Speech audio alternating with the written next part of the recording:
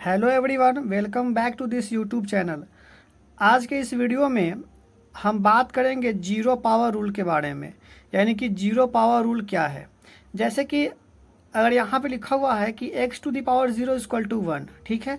अगर कोई भी डेटा दिया रहता है, कोई भी अंक हो, जैसे कि अगर यहाँ पे लिखा हुआ है 5 टू दी पावर 0, इसका वैल्यू क्या होता है? इसका वैल्यू होता है 1, ठीक है। अगर यहाँ पे लिखा हुआ है a टू दी पावर 0, इसका मान क्या होता है? इसका भी मान 1 होता है।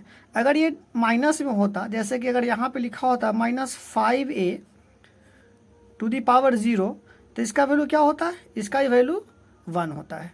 अगर ये अंक रूट में होता, अगर ये कोई बहुत बड़ा डेटा होता, जैसे कि अगर 5a प्लस में 6b प्लस में c होता और फिर पूरे का पावर यदि 0 होता, तो उसका भी वैल्यू क्या होता? उसका भी वैल्यू 1 होता है।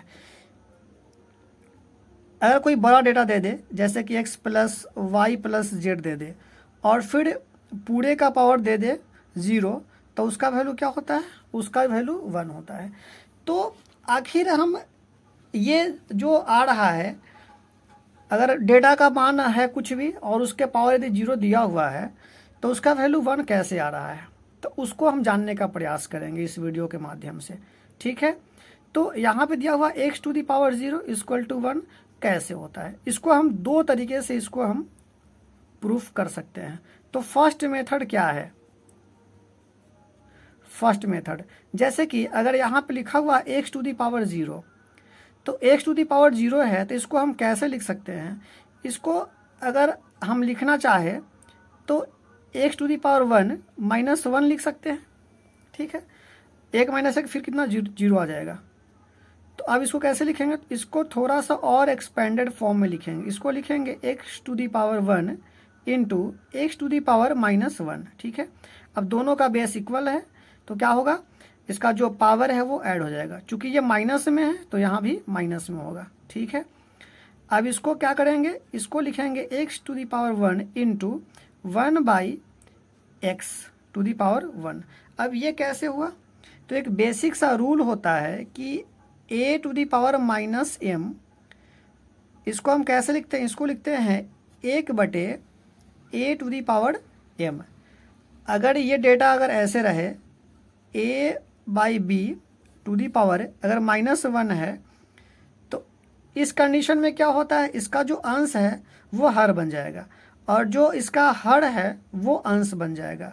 यानी कि आप इसको लिखेंगे b/a, ठीक है। ये बहुत बेसिक सा फॉर्मूला है। तो इसको यहाँ पे हम यूज़ करके, यहाँ पे लिखा हुआ है x टू दी पावर -1, तो उसको हम लिखेंगे 1/x टू दी पावर 1, ठीक है। अब आप इसको मल्टीप्लाई कर सकते हैं या आप यहाँ से भी 1 से कैंसिल कर सकते हैं। तो आप इसको लिखेंगे x टू दी पावर 1, तो x ही होगा, बटे में कितना होगा? x। कितना से कैंसिल हो जाएगा? ये 1 से कट गया, ठीक है। तो यानी कि अब यहाँ से ये क्लियर हो गया कि x का पावर यदि 0 रखेंगे तो उसका वैल्यू क्या होता है? उसका वैल्यू 1 आएगा, ठीक है। अब देखिए इसका दूसरा रूल क्या है, दूसरा मेथड इसका क्या है। तो दूसरा मेथड भी बहुत आसान है। सेकेंड मेथड क्या है? अब सेकेंड मेथड क्या है? सेकेंड मेथड में एक बेसिक सा फार्मूला को हम यूज़ करेंगे और उसी से हम पूरे को सॉल्व करेंगे, ठीक है। जैसे कि अगर यहाँ पे लिखा हुआ है एक बेसिक सा फार्मूला है जो हम जानते हैं कि, तो इसको हम कैसे लिखेंगे? इसको लिखेंगे x to the power m बटे x to the power n, ठीक है। यहाँ पे पावर क्या है? माइनस है, ठीक है, माइनस में है, तो इसका मतलब ये भाग के रूप में रहेगा। दोनों का बेस क्या है? समान है। अब आप यहाँ से भी देख सकते हैं कि जब दोनों का बेस समान है तो इसका जो पावर है वो घट जाएगा, यानी कि इस रूप में आ जाएगा। अब यहाँ पे क्या करना है? यहाँ पे एक छोटा सा लॉजिक इस्तेमाल करना है। यहाँ पे हम क्या करेंगे?